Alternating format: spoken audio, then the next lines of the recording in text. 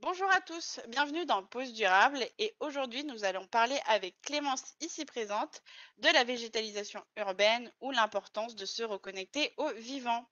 Mais avant ça, je vais vous parler de dispositif Acteurs du Paris durable.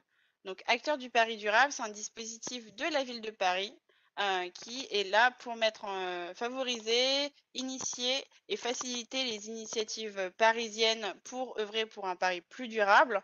Et donc du coup, on a plusieurs moyens pour aider ces personnes-là. Ça peut être aussi bien des entreprises que des associations, mais aussi des habitants en termes de collectif d'habitants ou même en tant que personne seule. Donc pour vous aider, on a un site et des réseaux sociaux. Le site fonctionne comme un mini réseau social où vous pouvez créer votre profil pour ensuite pouvoir poster des événements en lien avec la transition écologique, poster des actualités. Par exemple, Cécile peut poster une actualité sur la fabrique à feuilles. Vous aurez accès aussi à des friches pratiques, par exemple, comment devenir éco-volontaire, comment ouvrir sa fripe, comment ouvrir une AMAP, plein de choses comme ça. Donc n'hésitez pas à y aller. Et nous sommes présents sur Facebook, Twitter, YouTube et la newsletter. Et chaque mois, nous avons un thème. Et le thème du mois prochain, c'est sur la mode responsable. Voilà.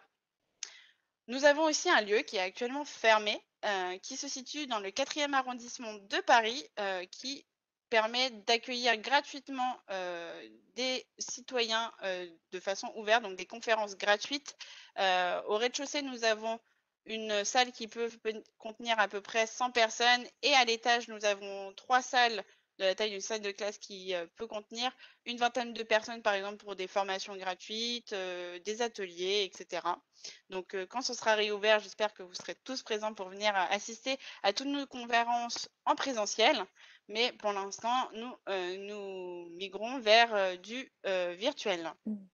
Et donc, Acteurs du Paris durable, c'est aussi des formats périodiques, dont Pause durable, qui, 2 fois par mois, fait des conférences sur tout ce qui est les thématiques de Acteurs du Paris durable, c'est-à-dire transition écologique, écologie, environnement.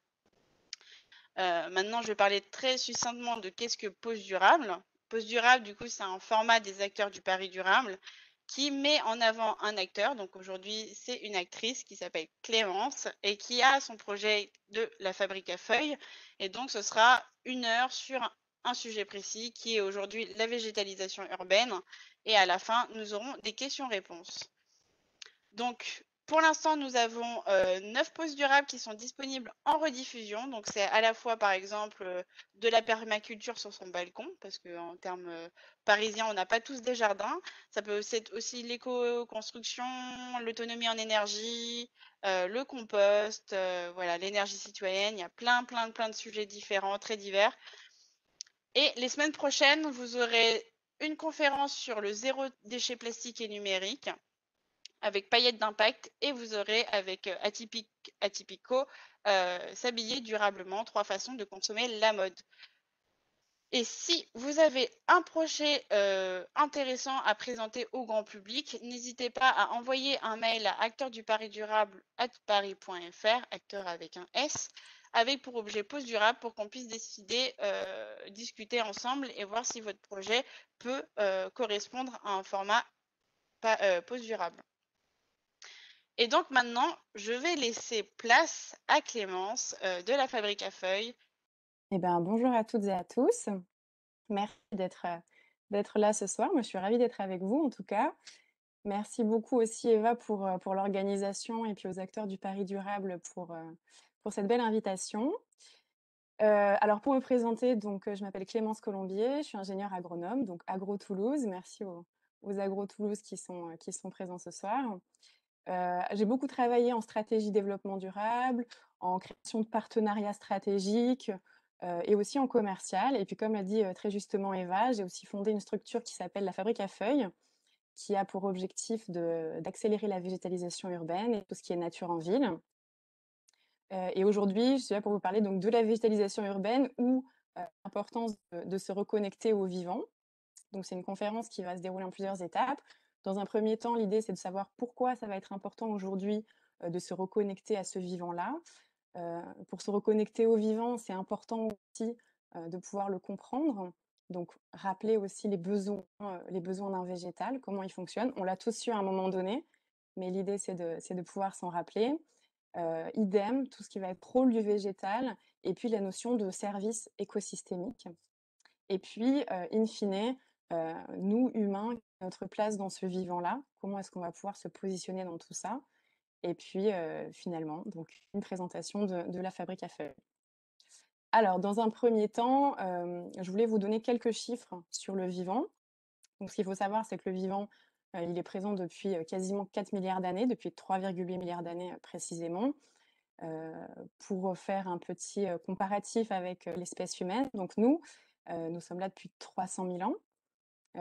Pour vous mettre donc sur une échelle de 24 heures, nous, globalement, l'espèce humaine, on arriverait dans les dernières secondes, à peu près. Voilà, donc on est une espèce qui est quand même assez récente et donc tout ce qui est l'ère industrielle, vraiment le ce qu'on connaît depuis, admettons, les années 50, ça correspondrait, à quelques millièmes de secondes sur cette échelle de 24 heures. Donc on a aussi une véritable, humilité à avoir par rapport au vivant qui est présent depuis beaucoup plus longtemps que nous, qui peaufine, ses modèles depuis, et son évolution depuis 3,8 milliards d'années. Donc on a énormément à apprendre, de ce vivant-là.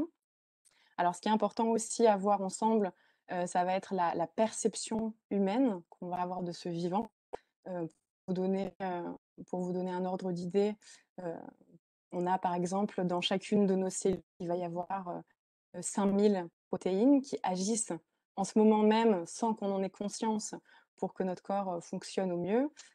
Sur 1 hectare de forêt, en Amérique du Sud, on a à peu près, 600 espèces, d'arbres qui vont être différentes, donc une biodiversité qui est extrêmement riche.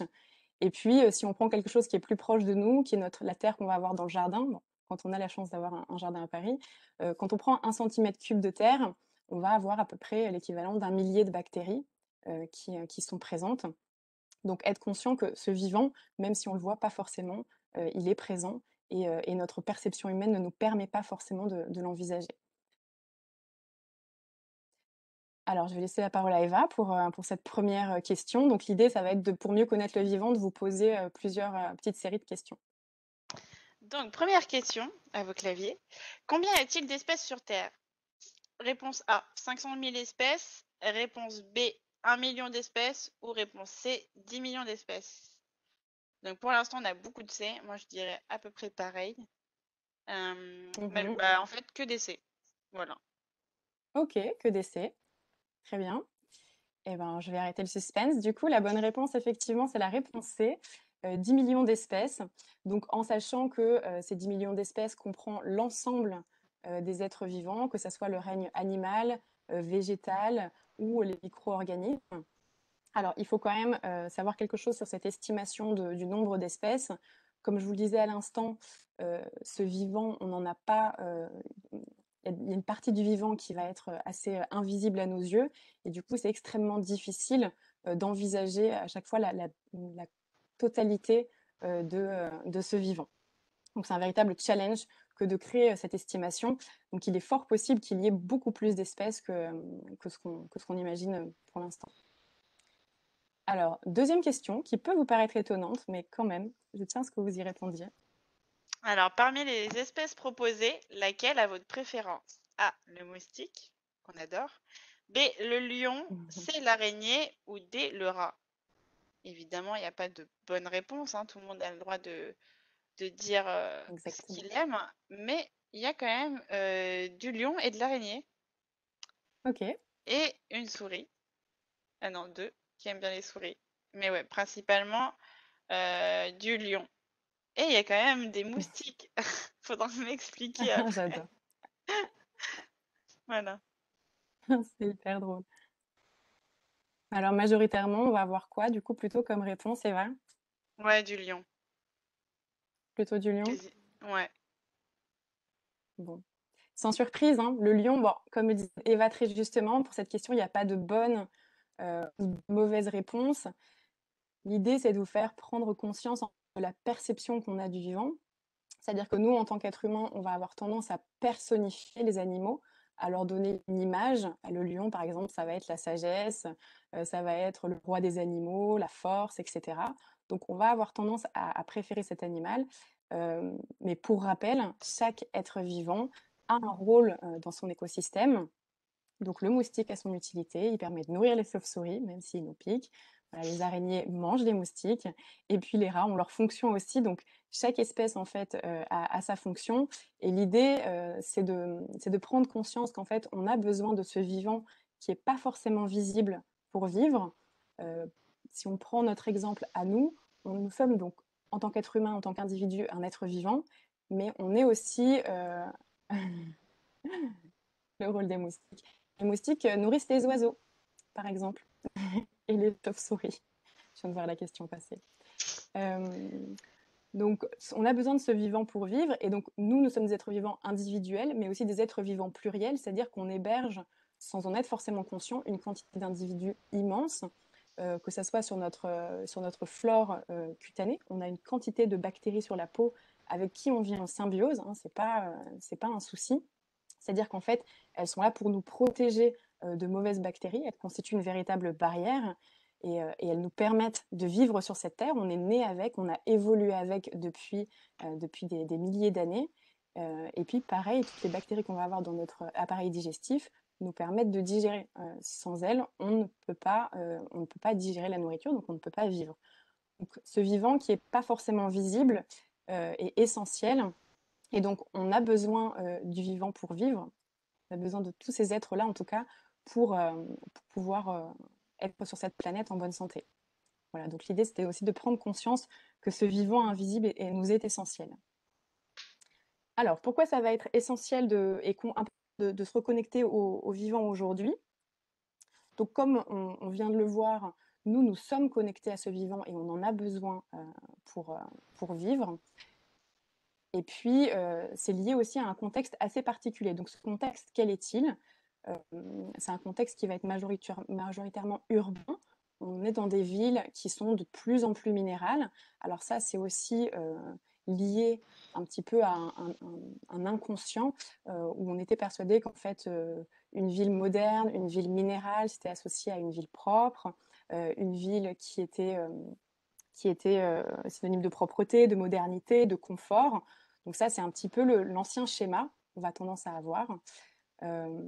Aujourd'hui, hein, on le réalise, notamment avec le confinement, etc. On a de plus en plus besoin de végétal. Il y a des études aussi qui ont prouvé que dans les espaces où on vit, dans les quartiers, il faut qu'il y ait au moins 30% de végétation pour diminuer tous les syndromes d'anxiété, les syndromes de stress, les syndromes dépressifs. Donc ce végétal, non seulement on en a besoin pour vivre, mais en plus il va venir contribuer à notre bien-être. C'est vrai qu'à l'origine, on était des êtres qui vivaient uniquement dans la nature. Pour faire une petite digression, la couleur verte, par exemple, c'est celle dont on distingue le plus de nuances. Pourquoi? Parce que en fait, à la base, on vivait dans cette nature et on avait besoin d'être capable de reconnaître les végétaux, de reconnaître les plantes pour pouvoir se nourrir, tout simplement. Donc aujourd'hui, pour continuer dans le contexte, on a des sols qui sont, urbains, et qui vont être très anthropisés. Alors anthropisé, qu'est-ce que ça veut dire? Ça veut dire modifié par l'homme. Donc un exemple tout simple, mais quand on va venir construire un bâtiment, on va venir, faire un trou dans le sol pour installer tout ce qui va être, heu, les systèmes de canalisation, les systèmes électriques. Et ensuite, quand on va vouloir remettre, du sol à cet endroit-là, on va vouloir, fermer ce trou, on va pas utiliser de la terre classique, la terre qui a été décaissée, mais on va venir mettre en place des sortes de granulats, des morceaux de béton concassés qui sont complètement inertes, heu et qui, heu et qui vont venir modifier profondément, les sols. Inerte dit, très compliqué pour, les végétaux de s'y développer puisqu'ils vont pas y retrouver les éléments minéraux dont ils ont besoin. Donc en fait, on se rend compte qu'on a un mode de vie qui va venir détruire méthodiquement le tissu de la biodiversité. C'est vrai que les sols, pour refaire un peu leur historique, des espaces qui mettent des milliers d'années à se construire et en 30-40 minutes avec une pelleteuse, on va venir les détruire pour mettre en place, un logement, un bâtiment et cetera. Sans forcément, prendre conscience qu'on détruit ce sol-là, d'une part, et en plus, sans savoir le reconstruire. C'est quelque chose qu'on ne sait pas faire, construire un sol. Alors aujourd'hui, il y a une vraie prise de conscience des citoyens, des citadins. C'est aussi pour ça que vous êtes là aujourd'hui. Il y a une envie de reconnexion aussi à ce vivant et à cette nature. C'est d'autant plus renforcé, par la multiplication des crises écologiques à l'échelle planétaire. Donc c'est vrai que tout ce qui va être ouragan, tsunami, canicule, hein, il y en a de plus en plus fréquemment.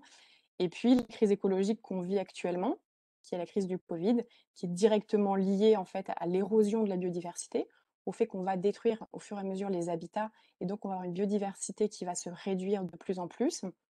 Et ce qu'il faut savoir, c'est que cette biodiversité, donc comme je vous le disais, on en fait partie, on en a besoin pour vivre, mais en plus, elle nous protège parce que, par exemple, heu, elle va venir créer en fait des sortes de barrières, de protection qui font que normalement, on n'est pas censé être en lien, avec des virus comme le Covid-19. Et effectivement, ce sont les activités humaines qui viennent rompre ces barrières, rompre, ces réservoirs en fait et qui du coup nous mettent en contact avec ce type de catastrophe, écologique. Donc voilà, en parallèle de cette prise de conscience sociétale des citoyens, avec aussi l'envie de reconsommer local, de consommer des produits beaucoup plus naturels, heu et cetera. On a une tendance, des entreprises, des collectivités à s'investir de manière globale dans le développement durable et puis, plus spécifiquement à vouloir aussi reconsidérer, la façon de réintégrer du végétal en ville et donc, de remettre en place, des espaces en fait qui vont accueillir aussi de la biodiversité en ville. Alors, rappel des besoins d'un végétal, donc ça, c'est quelque chose qu'on a tous vu à un moment donné, dans notre scolarité, mais c'est toujours bon de rappeler les basiques. Donc je laisse la parole à Eva pour, une petite question. Alors, quels sont les besoins basiques d'un végétal? Donc, réponse A, uniquement de l'eau et des sels minéraux. Réponse B, la lumière, l'eau, la chaleur, les sels minéraux et le dioxyde de carbone. Ou réponse C, uniquement de l'eau et de la lumière.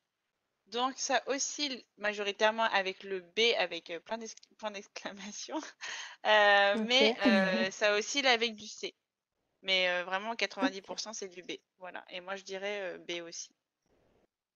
OK. Bon, ben, bravo Eva et puis bravo à tous ceux qui ont répondu la réponse B, qui effectivement est la bonne réponse. Donc, alors ça, vous vous en rappelez peut-être dans vos livres de SVT il y a quelques années. Donc vous allez avoir sur le côté gauche, donc sur cette photo à gauche, le T pour témoin, qui est donc le plan qui a bénéficié de l'ensemble des éléments dont il a besoin, à savoir de l'eau, des sels minéraux, de la lumière, de la chaleur et du dioxyde de carbone. Et puis à droite, on va avoir des expériences avec, des plans dont on a privé en fait d'un de ces éléments-là. Donc le 1 a été privé de chaleur, on voit qu'il a pu se développer à peu près correctement. Le 2 a été privé d'eau, donc on voit que clairement sans eau, la plante, est dans un état, proche de la mort, on va dire. Dans le 3, donc le 3 manque de sels minéraux. Donc on a une plante qui a pu se développer au niveau du 3, mais qui est beaucoup plus chétive que le plan témoin.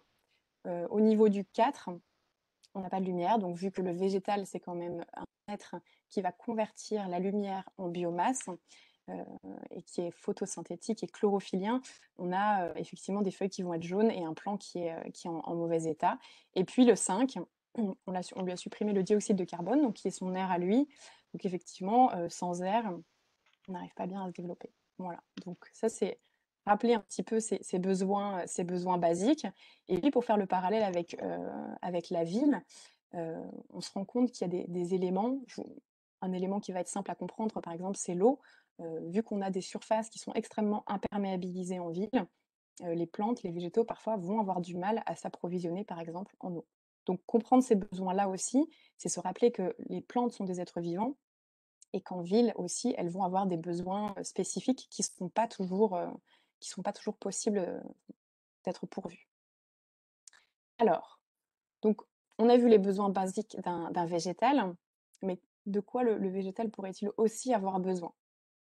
Je laisse la parole là. Alors, De quoi un végétal pourrait-il aussi avoir besoin? A. Des liens de connexion, d'appartenance à un groupe. B. D'être taillé. Ou C. De produits phytopharmaceutiques, c'est-à-dire des engrais, des pesticides. Donc, majoritairement, bah, même quasi 100% de A, et quelqu'un nous a répondu C. Euh, je ne Mhm. dirais pas qui. Mais ouais, moi je dirais la réponse A. A et B, Et on oui, nous a dit en aussi. effet. Ok, bon alors c'est ABC, on a aussi, d'accord. Alors c'est plutôt la réponse A qui va être, qui va être vraiment importante pour les végétaux. Alors, donc pourquoi la réponse A? Parce qu'en fait, nous, on est des êtres vivants, qui vont être connectés les uns aux autres. On a besoin de ces liens, on a besoin de connexion. Les arbres aussi, en fait. On a tendance à l'oublier, mais les végétaux sont extrêmement connectés. Donc sur la photo de gauche, on va voir, ce qu'on voit rarement, c'est-à-dire le réseau racinaire qui est apparent, et on envisage effectivement les interconnexions, des arbres entre eux. Donc l'idée, heu, ça va permettre en fait un réseau d'échange, donc d'échange d'informations, mais aussi, de communication, d'entraide.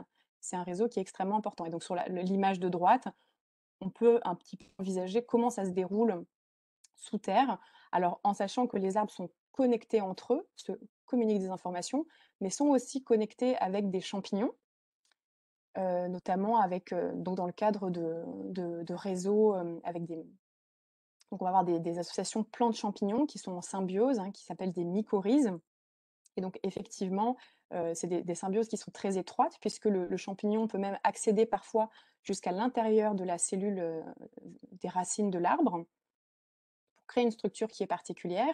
Et puis, le champignon et l'arbre vont s'entraider, puisque l'arbre, donc, qui va faire de la photosynthèse, va créer des sucres et en produire, va pouvoir transmettre une partie de ses sucres aux champignons. Et puis le champignon, lui, va produire des hormones qui vont permettre à l'arbre de pousser plus haut, plus rapidement, et puis quelque part avoir un avantage par rapport aux autres arbres. Et puis également d'accéder à des sels minéraux, à des ressources en fait dans le sol auxquelles l'arbre n'aurait pas pu accéder seul. Donc on est vraiment sur un réseau d'entraide complexe et extrêmement complet. Alors, heu, ces besoins secondaires du végétal, ils s'illustrent aussi par ce qu'on va appeler le Wood Wide Web. Alors clairement, c'est un internet végétal, on n'a rien inventé du tout. Heu, c'est un internet végétal qui en plus est extrêmement performant, puisque lui, en fait, il répond aux lois du vivant. Alors qu'est-ce que ça veut dire? Ça veut dire qu'il va, être extrêmement frugal, extrêmement économe en énergie, qu'il ne produit pas de déchets, ce que nous, on ne sait pas encore faire aujourd'hui. Heu qu'il est en plus, extrêmement vaste, il s'étend dans toute l'Eurasie. Donc on est sur un domaine qui est quand même extrêmement grand, et puis en plus, il est présent depuis des milliers d'années. Voilà, donc ça va permettre aux arbres, d'échanger des informations sur la nature du sol, sur le fait qu'il y a un manque d'eau, sur le fait qu'il y a une attaque d'insectes, et cetera, pour pouvoir justement, se protéger les uns les autres, et puis permettre le bon fonctionnement de la forêt. Dans l'idée toujours, puisque c'est aussi le but de la biodiversité, c'est toujours de favoriser un maximum de diversité du vivant, heu et donc de favoriser la vie au maximum. Et donc ce que vous avez en bas à gauche, là, le schéma, c'est une publication scientifique qui a permis, de schématiser les interactions qu'il y a entre les différents êtres, les différents arbres d'une forêt. Donc vous pouvez le voir, de manière assez claire, ces échanges sont très denses, hein. On est vraiment sur un réseau d'informations qui est extrêmement interconnecté, et puis, et qui est très important. Alors, on a vu les besoins d'un végétal. Ce végétal, du coup, quand il va être en milieu urbain, il va être amené à souffrir, notamment, suite aux activités humaines. Alors, quand on voit un arbre, souvent, vous l'avez peut-être déjà entendu, on dit qu'il y a, 2 fois plus en dessous, de la surface, donc dans le sol, en termes de racines, heu, que quand on compare à la taille de l'arbre. Donc quand on part de ce constat-là, c'est vrai que quand on photo en bas à gauche et qu'on voit qu'il y a une toute petite motte, qui a été conservée pour l'arbre, avec un emplacement qui va être extrêmement petit, on peut envisager déjà qu'effectivement l'emprise au sol ne sera pas suffisante pour, pour l'arbre, pour qu'il puisse se développer de manière correcte. Et donc, alors, qui dit espace insuffisant, dit aussi, ne pas permettre à l'arbre de réaliser ses fonctions de manière optimale. Voilà, donc on verra ensuite quelles sont ces fonctions-là. Sur la deuxième photo, la photo centrale, on voit, des arbres alignés. Donc alors on peut dire que c'est très joli, mais c'est vrai que ça ressemble plus à du mobilier urbain qu'à un être vivant. Et c'est vrai qu'on avait l'instant que les arbres avaient besoin, d'être connectés, entre eux pour, justement, se transmettre des informations et cetera. Donc au niveau racinaire, alors il y a aussi des communications au niveau aérienne, hein, bien sûr, mais c'est vrai que là, on envisage qu'au niveau racinaire, les connexions entre les arbres sont extrêmement restreintes et donc placer l'arbre aussi dans cette situation-là, c'est le contraindre quelque part, hem, à à être beaucoup moins résilient, beaucoup moins fort face aux différentes agressions. Et alors les agressions, elles peuvent être de différents types, mais on en a un exemple sur la droite avec effectivement une feuille qui a subi un pic de pollution à l'ozone. Et donc, on constate clairement sur la feuille ce qu'on va appeler des nécroses, donc des parties qui sont mortes, qui sont liées donc à des sortes de brûlures à l'ozone. Et donc, pour se régénérer, le végétal va devoir consommer déjà une partie des sucres qu'il a produits dans la journée lors de la photosynthèse. Et puis, dans la nuit, il va augmenter ce qu'on appelle la respiration, donc le fait de, comme nous, absorber de l'oxygène et enfin, expirer du CO2. Et donc, finalement, c'est pas exactement l'action qu'on attend des arbres, mais quand ils sont soumis à des stress importants, ils ne peuvent pas du coup assurer complètement leur fonction régénératrice en ville. Alors, petit rappel maintenant donc des rôles du végétal et avec la notion de service écosystémique. Donc, qu'est-ce qu'un écosystème? Alors, c'est un ensemble, en fait, qui va être, formé par une communauté, donc c'est ce qu'on a vu, hein, il y a une espèce de communauté d'êtres vivants qui sont en interrelation, qui vont s'entraider les uns les autres. Puis, chacun des composants de ce système va nouer avec les autres un réseau de dépendance, d'échange à la fois d'énergie, d'informations, comme on l'a vu pour les arbres, et puis, qui va permettre surtout le maintien et le développement de la vie.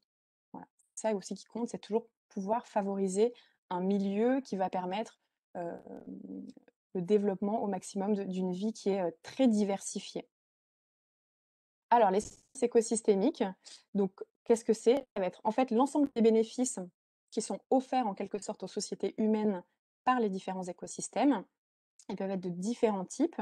On va avoir ce qu'on appelle les services d'approvisionnement. Donc ça, je pense que vous pouvez l'envisager assez facilement parce que ça va être tout ce qui est matériel, donc les fruits, les légumes, la nourriture et tous les matériaux qu'on va pouvoir extraire des écosystèmes. Donc ça, en général, on l'envisage assez bien puisque c'est très tangible. Ensuite, il y a tout ce qui est les services de régulation. Donc là, on est sur des choses qui vont être beaucoup plus intangibles. On va être sur les services de régulation du climat, les services de pollinisation, et cetera, qui sont beaucoup plus, compliqués à quantifier et à chiffrer, mais qui sont essentiels. Tout ce qui va être les services socioculturels. Donc là, c'est ce que je vous disais tout à l'heure, ça va être les notions de bien-être, les notions, de tous les aspects, on va dire, récréatifs, les aspects de connexion à la nature et puis les services support qu'on n'envisage pas forcément, mais qui sont essentiels et qui ne perm enfin et sans lesquels aucun autre service ne serait possible. Donc ça va être simplement la formation des sols. Voilà, sans sol, compliqué de faire d'effectuer les autres services. Et puis tous les grands cycles biogéochimiques avec le cycle de l'eau, et cetera, qui vont permettre aussi le support de la vie et de tous les autres services. Alors, les fonctions, de la végétation, donc je suis sûre qu'il y en a certaines que vous connaissez beaucoup, notamment la qualité de l'air, avec le fait qu'un arbre, la journée, il va absorber du CO2 et puis générer de l'oxygène, donc quelque part aussi nous permettre de respirer, absorber effectivement des polluants. Les végétaux interviennent aussi dans la constitution des sols, leur entretien et la protection.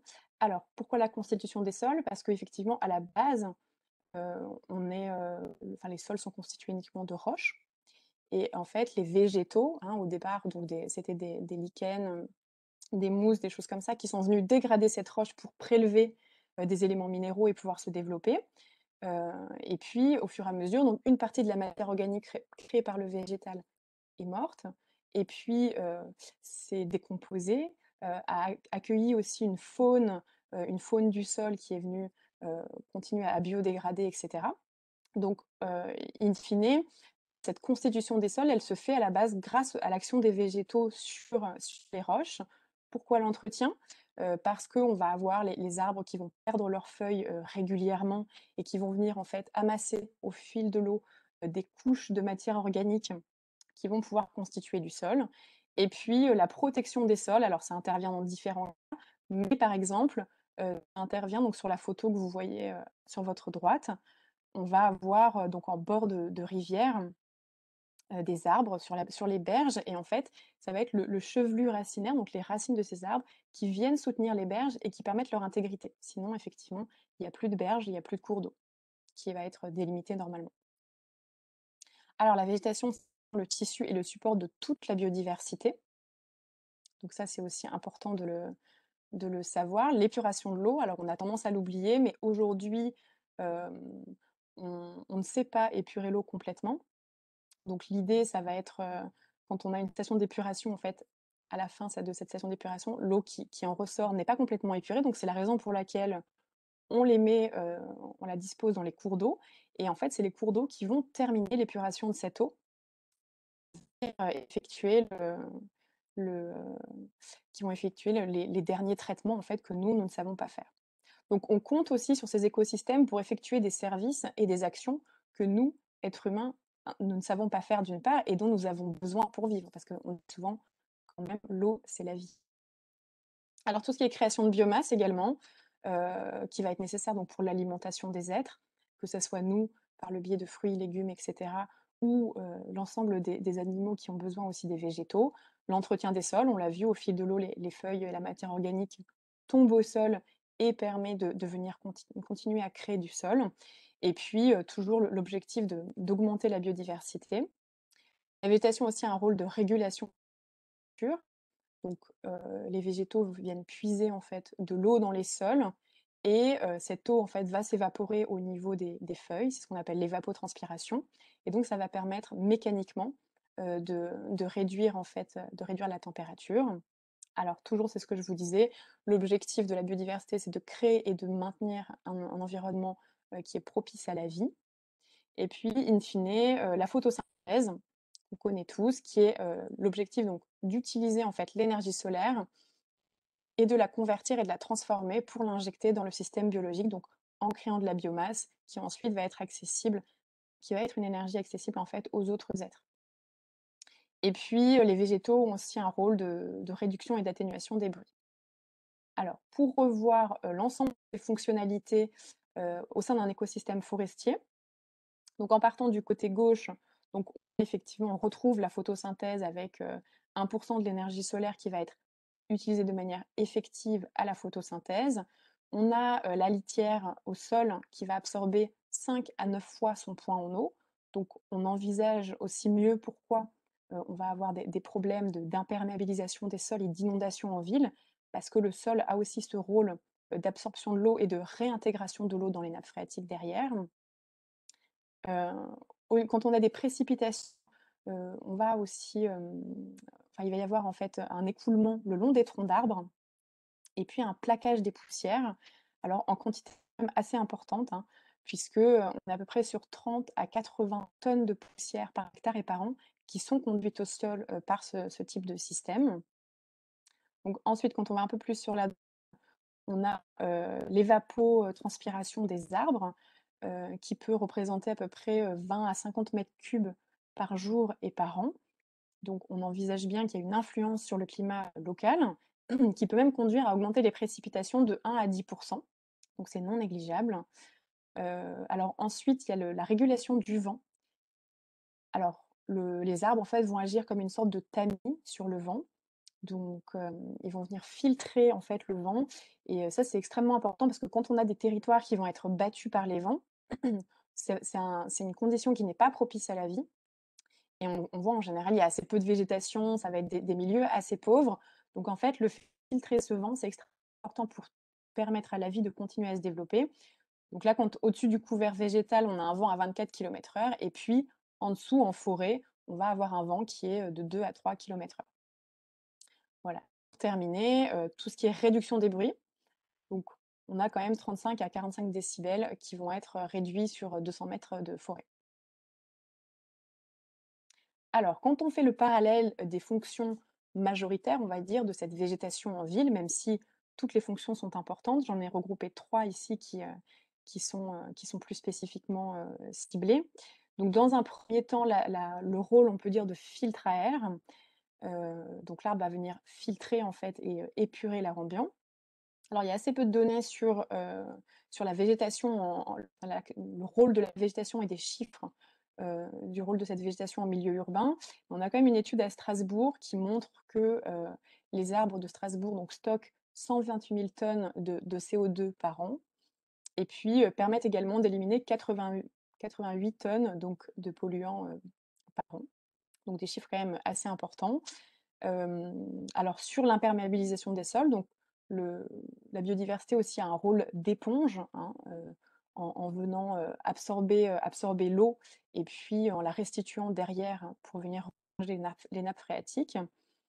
Ce qu'il faut savoir, c'est qu'un chêne peut absorber jusqu'à 450 litres d'eau par jour, donc c'est quand même extrêmement important. Donc ça rappelle aussi l'importance d'avoir ces végétaux en milieu urbain et puis, on a aussi, le rôle de climatiseur en quelque sorte. Donc là, on a une étude dans la ville de Chicago où on a effectivement des espaces qui sont très bétonnés et puis, même voire goudronnés puisque c'est très noir et puis des espaces végétalisés et donc ensuite quand il y a eu, heu, le l'image thermique qui a été mise en place, on visualise qu'il y a une différence de 43 degrés entre, les espaces qui sont végétalisés et les espaces qui ne le sont pas. Alors, la caractéristique d'un écosystème et sa clé aussi, ça va être sa complexité, c'est-à-dire que plus il y a d'êtres vivants et plus il va être capable de trouver des solutions quand les conditions changent.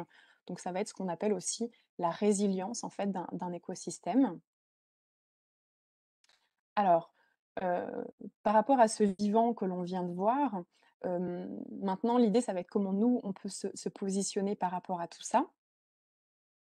Alors le défi aujourd'hui, ça va être d'accepter les règles du vivant, donc de manière assez drôle, je vous ai mis à droite une photo qui est une vraie photo, qui est extraite des Comedy Wildlife Photography Awards. Donc, c'est des personnes qui prennent en photo en fait des espèces naturelles. Et donc là, c'est vrai que cette photo-là, elle peut faire sourire, mais on peut aussi se dire, c'est vrai que l'espèce humaine, c'est la seule espèce qui va générer des déchets qui ne sont pas une matière première pour une autre espèce. Donc ça, c'est ce qu'on appelle les règles du vivant. Donc, on peut aussi envisager qu'un moment cette biodiversité avec laquelle on cohabite nous mette un petit peu, nous mette un petit peu devant nos responsabilités en nous demandant de s'intégrer aussi peut-être dans le système. Alors, ce que je voulais dire, c'était qu'être un être humain aujourd'hui, c'est quand même être une part de ce vivant. On en a besoin pour vivre, on l'a vu précédemment et puis nous dépendons de lui pour vivre. C'est important de sortir de l'anthropocentrisme, c'est-à-dire qu'on a tendance, à croire que les écosystèmes sont là pour nous rendre des services. Il y a d'autres espèces, hein, qui vivent dans ces écosystèmes et qui en ont besoin pour vivre. On a longtemps cru que le soleil tournait autour de la Terre. Aujourd'hui, on sait que c'est pas vrai. Heu, Maintenant, on croit que les écosystèmes tournent autour de l'espèce humaine et on est persuadé, en fait, que, elles sont là uniquement pour nos propres besoins, mais ce n'est pas le cas. Et puis être conscient que la résilience de la nature, sa capacité d'adaptation, a des limites et qu'on est clairement en train de les toucher du doigt. Donc, aujourd'hui, il est absolument important de se réapproprier les dimensions de ce vivant qui nous échappe, de mieux le comprendre, de s'y intéresser pour pouvoir construire une société qui est beaucoup plus durable.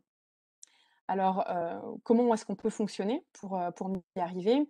Ça va être réduire notre impact matériel sans menacer pour autant la survie de notre espèce.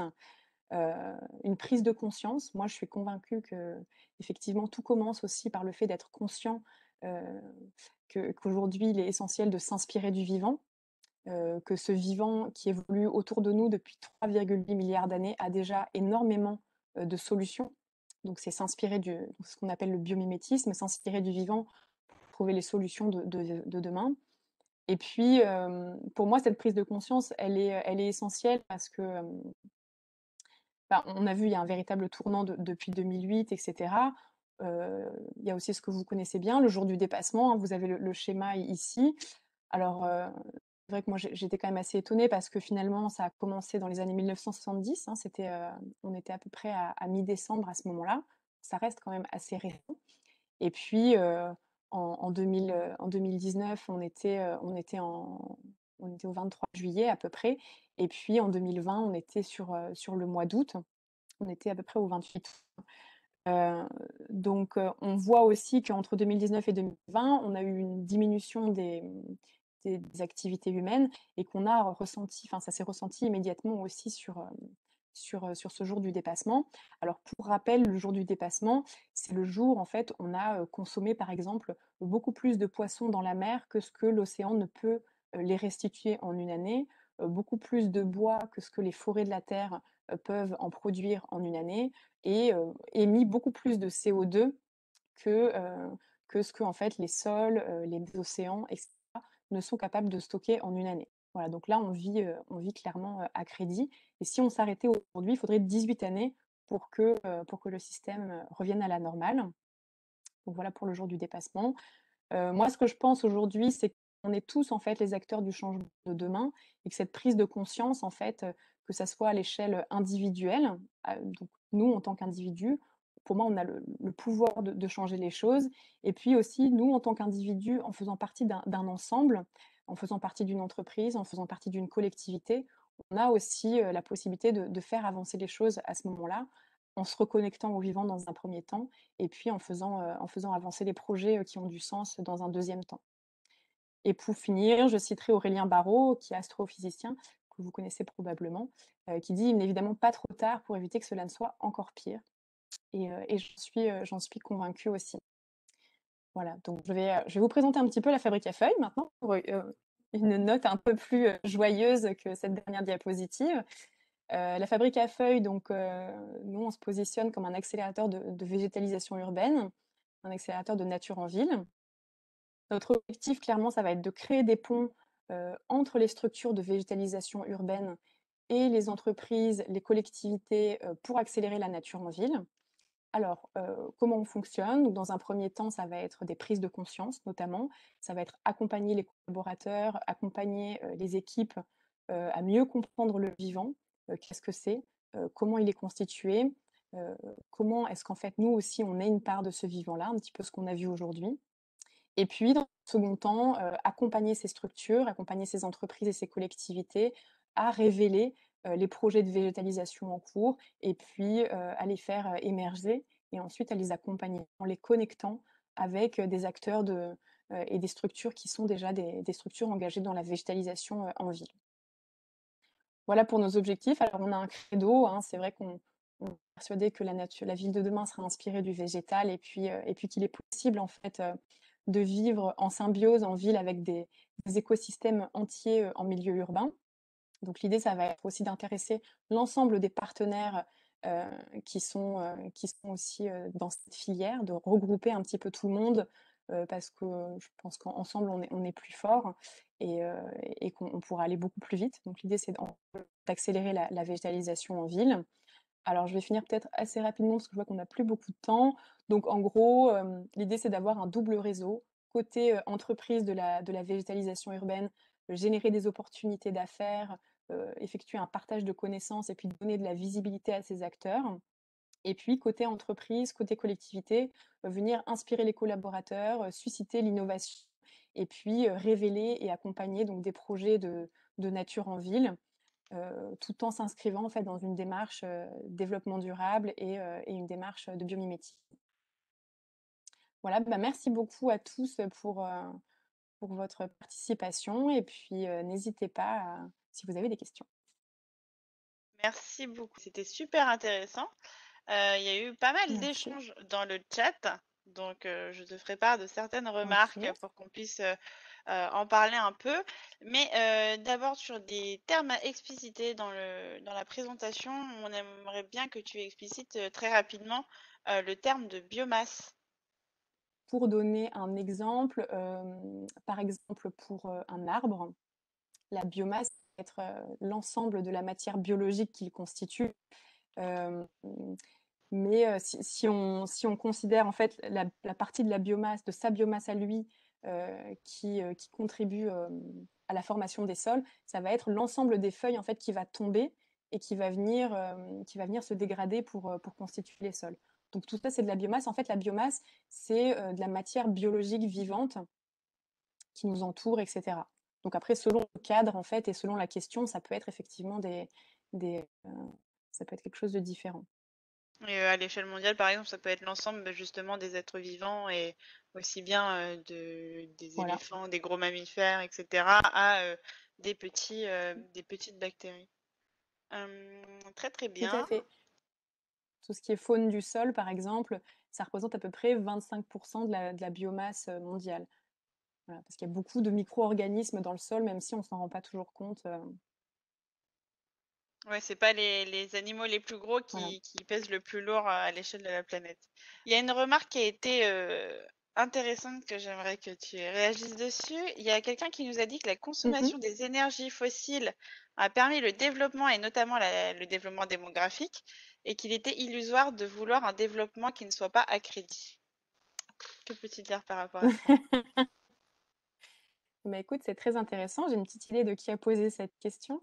Hem, je pense que quand on réfléchit comme ça, et alors effectivement, il faut reconnaître que, l'utilisation des énergies fossiles a permis le développement, dans lequel on est aujourd'hui et quelque part d'atteindre aussi ce niveau de confort et ça, c'est très profitable.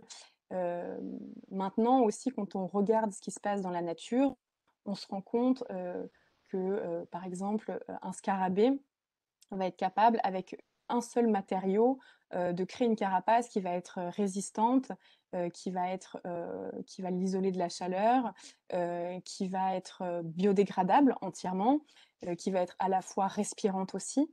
Alors que nous, quand on veut créer, ce type de structure, de matériaux, on va utiliser 5, 6, 7, 8 couches différentes pour réaliser la même prouesse.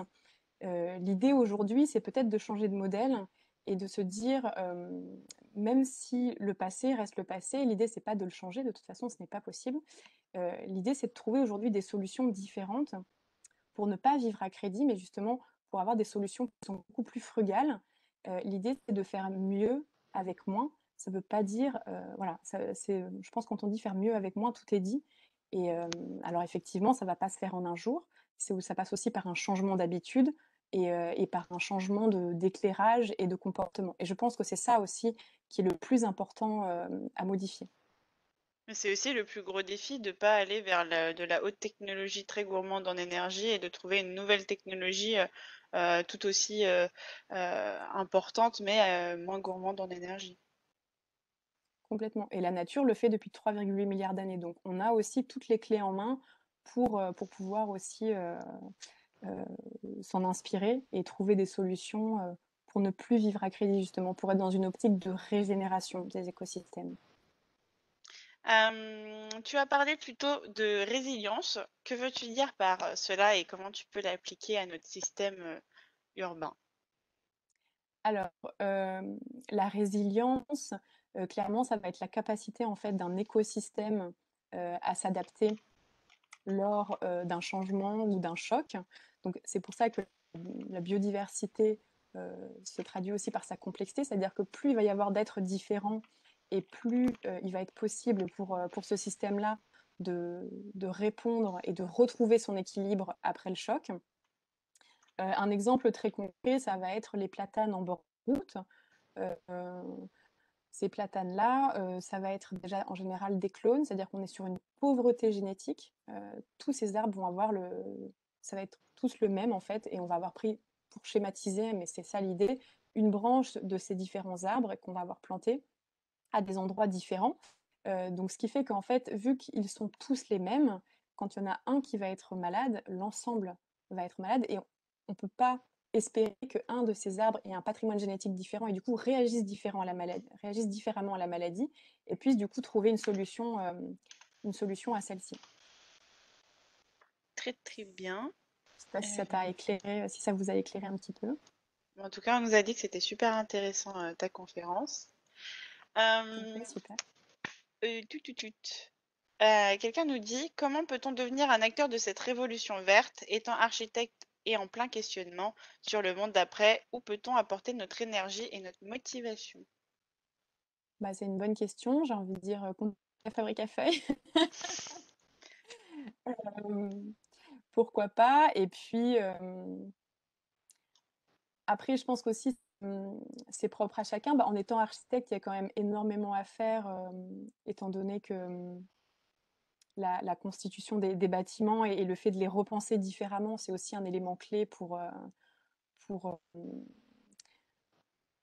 pour les, j'ai envie de dire pour les villes de demain. Quand on reprend un petit peu ce que je disais tout à l'heure par rapport au fait qu'on transformait les sols de ville en sols inertes, c'est vrai qu'en tant qu'architecte, peut-être qu'on peut s'inspirer aussi de ce qui se fait à l'international, parce que par exemple à Singapour, aujourd'hui, ils fonctionnent différemment sur, sur, sur la mise en place du bâti. C'est-à-dire qu'ils vont venir planter les arbres dans un premier temps, et puis le temps que les travaux se fassent, ils vont venir construire le bâtiment autour des arbres. Donc on est dans une logique complètement différente où en fait le vivant a la priorité. Donc pourquoi pas, en tant qu'architecte, s'inspirer aussi de choses qui se font à l'étranger, et puis proposer dans la façon de bâtir, dans la façon de voir les choses, une, une logique différente en fait. Je pense qu'aujourd'hui, c'est ça dont on a aussi besoin, c'est de penser un petit peu en dehors du système et de proposer des solutions qui n'existent pas encore et qui sont différentes. En tant qu'architecte, vous pouvez aussi vous rapprocher de tout ce qui est les bâtiments régénératifs. Ce sont des bâtiments qui consistent à recréer en fait l'ensemble des services écosystémiques qui étaient présents sur l'emplacement du bâtiment avant que celui-ci ne soit construit.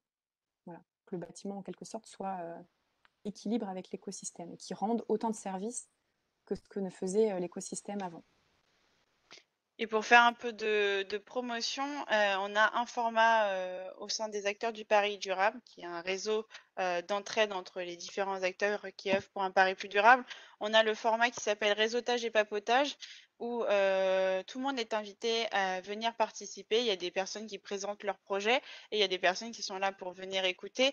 Et par exemple, vous pouvez, en tant que porteur de projet, présenter que, par exemple, vous êtes architecte ou que vous êtes, je sais pas, dans l'énergie et que vous souhaitez apporter votre énergie pour que ça soit moins gourmand en énergie, plus durable, plus en lien avec l'environnement. Et donc, du coup, les personnes dans cette soirée-là pourront proposer des idées et des services et donc changer le monde à travers cette soirée-là où tout le monde réseaute et papote à propos des problématiques que vous pensez, enfin, que vous avez. Et vous avez aussi, en termes d'architecture, une pause durable qui est disponible en rediffusion sur notre YouTube sur l'éco-construction. Donc voilà, si ça peut vous répondre à votre question.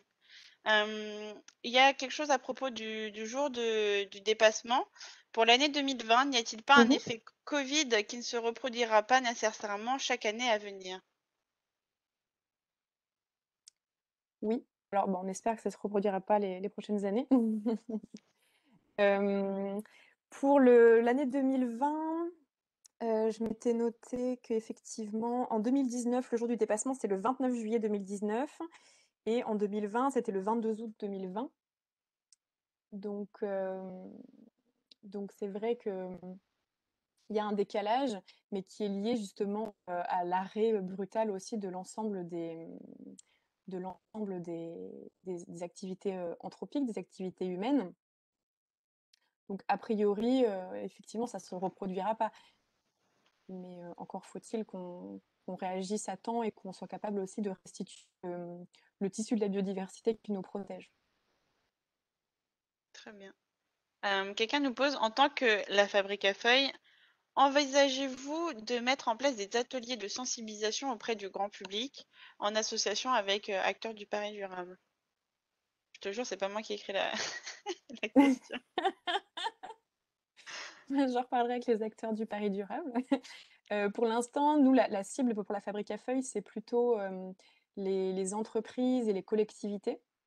Donc, il n'y a pas encore d'atelier programmé avec les acteurs du Paris durable, mais après Eva, on peut toujours en parler. C'est Mais sûr. Bien sûr, bien sûr. De voilà, toute faut façon, aux pas. acteurs du Paris durable, il y aura beaucoup d'ateliers ouverts au grand public sur des questions comme celle-ci, dont peut-être Clémence nous fera l'honneur d'avoir un atelier ouvert au grand public. Et bien sûr, vous serez mis au courant sur notre Facebook ou notre site internet, ou si vous vous abonnez à la newsletter, vous aurez l'invitation dans votre boîte mail. Voilà. Quelques autres questions. Je sais que tu en as parlé, mais quelqu'un l'a quand même posé. Est-ce que ces végétaux ont un rôle de régulation des températures? Oui, du coup, on va avoir, le rôle dont je parlais tout à l'heure, c'est-à-dire avec des terrasses végétalisées qui peuvent, effectivement avoir un rôle, d'abaissement de la température assez fort, comme on l'a vu à Chicago avec une diminution de 43 degrés. Et puis c'est majoritairement, l'évapotranspiration, donc le fait que les arbres, en fait, vont au niveau des feuilles, qui va, mécaniquement, abaisser la température. Quand tu dis 43 degrés, c'est en Fahrenheit ou c'est en Non, c'est Fahrenheit 43 ou degrés c'est en Celsius. Ah ouais? Ok, d'accord, En très bien. Celsius. Ok, Ouais, ouais. donc c'est beaucoup plus impressionnant. Ouais. Quels sont les espaces facilement végétalisables en ville? Alors tout dépend, des lieux dont on parle, mais c'est vrai que majoritairement, on va penser d'abord aux pieds d'arbres, aux toitures des entreprises, également, on va aussi, sur l'espace public, on va essayer de réfléchir à des parties qui peuvent être, désimperméabilisées, donc débétonisées. C'est quand même une tendance qui est assez importante. Donc l'idée, ça va être de venir, voilà, différents. Donc en gros, je dirais toiture, murs végétalisés, pieds d'arbres, notamment pour garantir une certaine continuité, certaine continuité biologique, vu que, à partir du moment où il y a un écart en fait de 300 mètres entre les espaces, c'est considéré comme des ruptures en fait, de trame pour les espèces. Ok. Voilà. Et donc, tout à l'heure, tu parlais. Ah oui, on nous demande quel était ton parcours, enfin, quel est ton parcours académique, parce qu'il y a des étudiants ici qui aimeraient bien faire la même chose que toi. Du coup, à la base, je suis ingénieure agronome. Et puis, j'ai refait un MBA en développement durable derrière. Ok. Voilà. Tout à l'heure, tu as parlé d'anthropocentrisme. Est-ce que c'est la définition, enfin, est-ce que la définition, c'est qu'il croit que les écosystèmes tournent autour de l'espèce humaine, ou est-ce que tu peux expliciter ce terme très rapidement? Alors, l'anthropocentrisme, en fait, c'est croire que l'homme est au cœur du système. Clairement, c'est ça. Donc, l'exemple que j'ai donné, enfin, c'était que avant, on pensait que le Soleil tournait autour de la Terre et que maintenant, on est persuadé que les écosystèmes tournent autour de la Terre. Effectivement, ce n'est pas la définition de l'anthropocentrisme. La définition de l'anthropocentrisme, c'est croire que l'être humain est au cœur du système et qu'en fait, l'ensemble des systèmes qui sont autour, que ce soit les écosystèmes ou autres, sont là pour nous rendre des services uniquement à sens unique, en fait. Voilà. C'est oublier qu'on est une part du vivant et qu'on est associé à ce vivant, qu'en fait, on est complètement interconnecté à lui. Ok. Et que penses-tu de la résilience des écosystèmes dans des endroits extrêmement pollués? Penses-tu que changer nos modes de vie pourrait être suffisant? Alors, dans les écosystèmes extrêmement pollués, déjà, il y a tout un travail de dépollution à effectuer. Donc ça, c'est vrai qu'il y a des structures qui sont spécialisées là-dedans, qui viennent déjà analyser quels sont les types de polluants au niveau du sol, et puis mettre en place, pourquoi pas, des techniques de phytoremédiation, c'est-à-dire de dépollution du sol par les plantes, voire de phytoépuration s'il y a des zones qui sont polluées également. Donc il y a une première étape de dépollution des sols. La nature est extrêmement résiliente, hein, parce que elle va s'adapter. Elle va s'adapter. Il y a des plantes qui sont spécialisées dans la bioaccumulation des polluants, donc qui ont une capacité à stocker ces polluants-là. Et, du coup, en fait, après, ces végétaux sont coupés et puis vont être brûlés. Et puis, en fait, après, ces végétaux sont coupés et puis vont être brûlés. Et puis, en fait, après, ces végétaux sont coupés et puis vont être brûlés. Et puis, en fait, après, ces végétaux sont coupés et puis vont être brûlés. Et puis, en fait, après, ces végétaux sont coupés et puis vont être brûlés. Et puis, en fait, après, ces végétaux sont coupés et en fait, ça permet de dépolluer le sol au fil de l'eau. Et donc on a des sols et des anciens espaces, par exemple des sols de friches, des anciens sites de coqueries, des choses comme ça, où, on avait des pollutions qui étaient très fortes et où aujourd'hui on va être sur des schémas en fait de réhabilitation de ces espaces-là, souvent avec l'aide de l'homme, mais la nature, est aussi, extrêmement, pleine de ressources. Voilà. OK. Donc il y a eu beaucoup de questions quand même sur la végétalisation, pour la ville de Paris. De mémoire, je crois que on a prévu de planter 170 000 arbres à Paris. Comment ça se fait pour trouver de la place? Ce serait, enfin, on réduirait, les nombres de places parking et on débitumerait, comme le disait Clémence, des bétumages, assez conséquents pour Mmh. revégétaliser. Et il y a toujours le permis de végétaliser qui est disponible pour les Parisiens. Et je vous dis, c'est la fin maintenant. Donc merci à tous pour votre présence, votre énergie dans le chat. Merci beaucoup Clémence. Merci beaucoup. Bah, Et merci à toi Eva et puis merci à tous d'avoir merci, été là. Merci pour vos questions. je vous dis à très bientôt. Au revoir. Au revoir à tous.